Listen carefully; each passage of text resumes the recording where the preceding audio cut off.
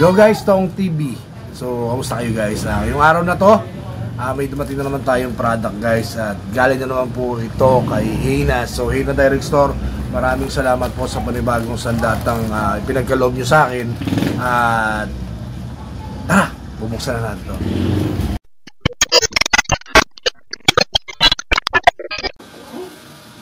So, ito na nga guys. Bubuksan na po natin yung pinagkaloob sa atin ng Hina Direct Store. Parang ano na talaga, nakakatuwa talaga guys, di ba?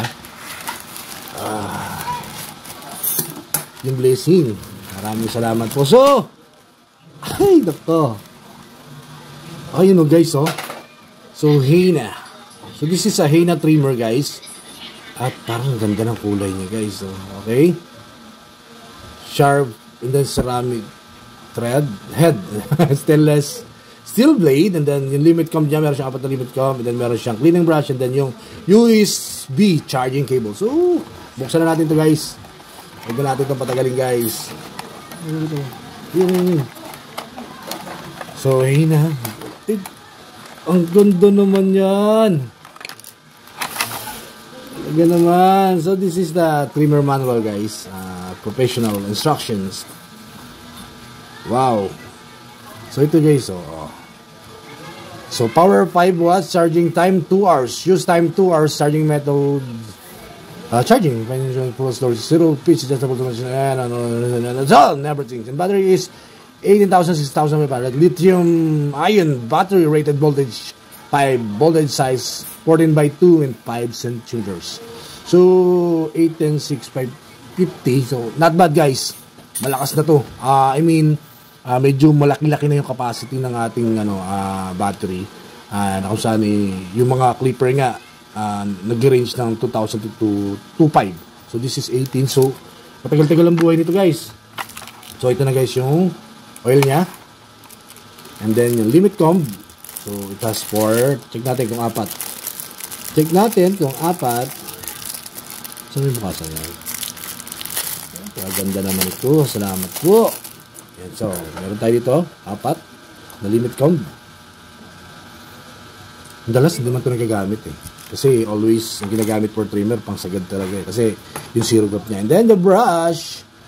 And then syempre, yung USB cable charger. Uy! Micro to guys! It's a micro guys, oh. Ayos! So kung meron kang charger dati na luma na micro, pag nasira ito, wala ng problema. And then, diretso na tayo guys dito sa ating... Wow! Tingnan nyo naman guys. Ang ganda niya guys, oh. Napakaganda. The style and then the look. Tsaka yung design niya guys, graffiti style guys, oh. Paganda. And this is the charging port guys, oh. Micro. And then the switch. So check natin guys kung naka-charge siya. Wow!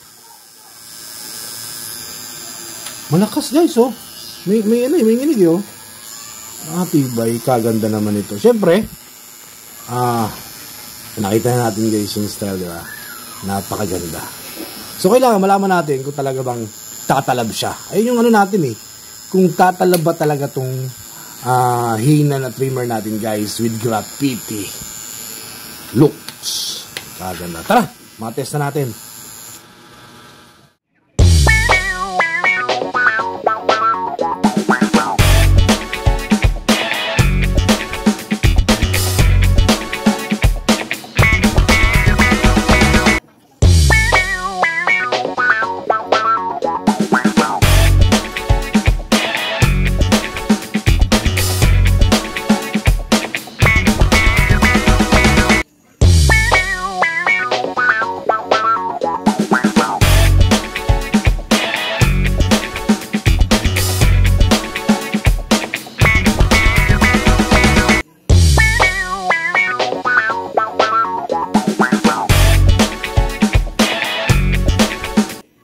So, ayun na nga guys, di ba? So, nasubukan na po natin at napakatalas niya talaga guys. At yung zero gap na sinasabi, panalo.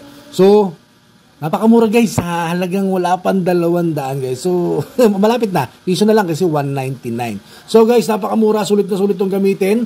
At syempre pag hina, make it better yan guys. So maglalagay tayo ng link dyan kung saan kayo pwedeng makabili. And then guys, huwag nyo kalilimutan guys follow, like, and survive. Subscribe. Survive? Guys, at i-follow nyo dun guys yung, yung account guys ni Hina Direct store guys para makakuha tayo ng mga discount and everything under the Hina products. So guys, see you again to my next vlog about the clippers and trimmers and everything. So guys, thank you very much. Use Tong TV, like this video, and then bye-bye. Bye.